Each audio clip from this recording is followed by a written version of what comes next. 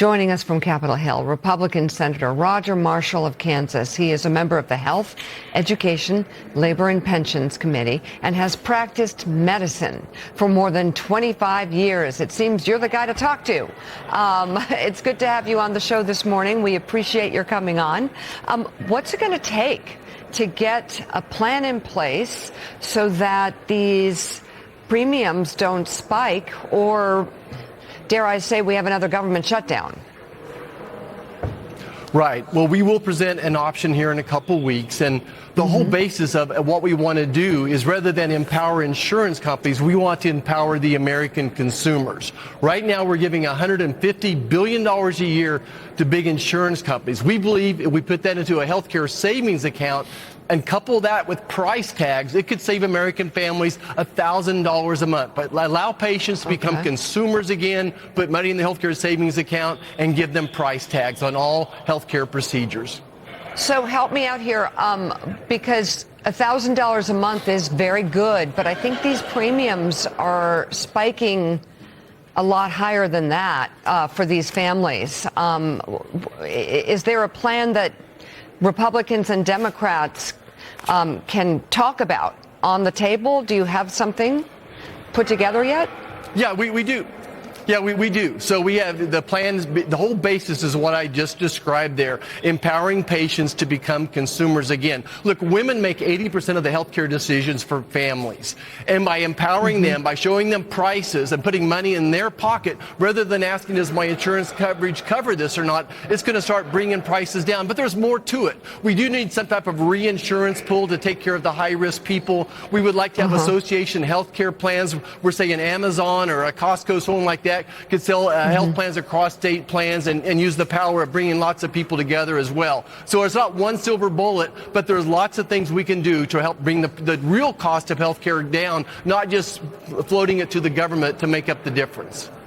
So giving people money to pay the premiums is the starting point here?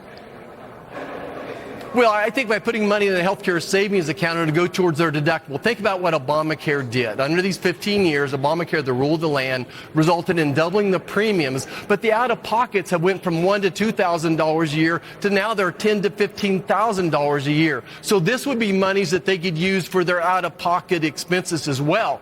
And if they would start, and we could use these money on association healthcare plans, that will help bring down the cost of those as well. But we've got to stop giving $150 billion to big insurance companies. We need to give that to patients, make them consumers again. And what about the inflation for private insurance companies, not just Obamacare? How are you addressing that? Well, that's the beauty of our price tags bill. This will impact everybody. According to some economists, this could result in $1 trillion of savings per year for Americans by forcing price tags and letting patients become consumers. Whether you're in Obamacare or in an ERISA plan through your employer, that'll impact everybody. Even people on Medicare, they'll be making those choices as well. And there's lots more that we could do as well. Price neutrality is something. Oftentimes, one procedure done at an outpatient center could compared to a surgical, a full service hospital, there might be a 10x difference in that price as well. So there's lots of little pieces we can pick off here to bring the cost of health care down. Senator, it's interesting because there is some overlap here between Democrats and Republicans, and that is the frustration with the insurance companies and the amount of money insurance companies are making in profit off these premiums. As you know, there are some countries around the world, Germany, for example, where they cap the amount of money that insurance companies are allowed to make. I suspect that's not going to work here in the United States. But are there some more creative models that that the Senate needs to be looking at for the long term of this? Because there's nothing to you could give people $1,000 every month, but a premium can keep on spiking, and that $1,000 starts becoming less and less relevant to them, less and less helpful to them with the cost of their inflated premium. Right. So what Obama did was increased regulation and caused consolidation of the industries. So you have a consolidation of insurance companies, of hospitals, etc. So by rolling back those regulations, you're going to have more players, more competitors. So let physicians own hospitals again is one simple solution. Breaking up the pharmacy benefit managers, 3 of them controlling 85% of the industry as well. So I think it's all about increasing competition. Obamacare did just the opposite. All these rules created overregulation, created consolidation of the industry, just like Dodd-Frank did to banking. Senator, we want to turn now to the matter of the boat strike in the Caribbean, the reporting about the September 2nd strike, which included a subsequent rocket that was launched that killed a couple of men who were hanging on to the side of the boat. We heard Secretary of Defense Hegseth offer his explanation yesterday as to what happened. You voted to confirm the secretary back in January. Some of your Republican colleagues have called into question what happened there. We know there's going to be some hearings on the Hill in the next couple of days, some closed-door testimony.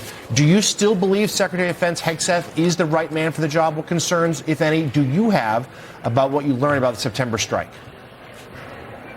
Yeah, I stand beside Secretary Hegseth. I'm reminded of something President Eisenhower once said, that I hate war as only a soldier who lived it can, with all its brutality and futility. Look, we're losing 200 Americans every day to drug poisoning from these drug lords. This is a war, and it's ugly. War is never pretty. I want to gather all the facts, of course. Let's gather the facts, but let's not pronounce judgment here. All I can say is that strike probably saved thousands of American lives. Again, we're losing a couple hundred Americans every day to this drug poisoning, and I think that these strikes are slowing down the import of those deadly drugs. Emphasize, this is poisoning, not just overdoses. These are poisonings. So, Senator, on that, a follow-up, fentanyl does not necessarily come from Venezuela. I know President Trump has really said that's the scourge he's worried about. That's not from Venezuela.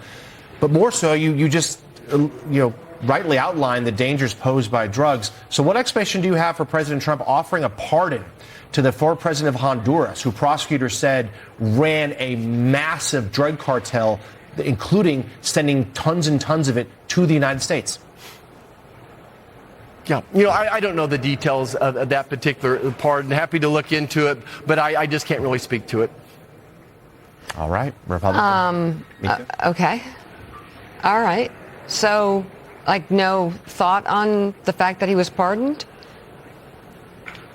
Well, again, I think it's unfair to, without me researching the details of that pardon, to give you any type of an answer. I'm a doctor. If you ask me a question, I don't have a good answer or a factual answer, I'm going to say I don't know. I'm happy to go research it. I'm really locked in on healthcare right now, trying to bring down the cost of healthcare for Americans and make our lives more affordable. Republican Senator Roger Marshall of Kansas, thank you very much, Doctor, for coming in this morning. We appreciate your insights.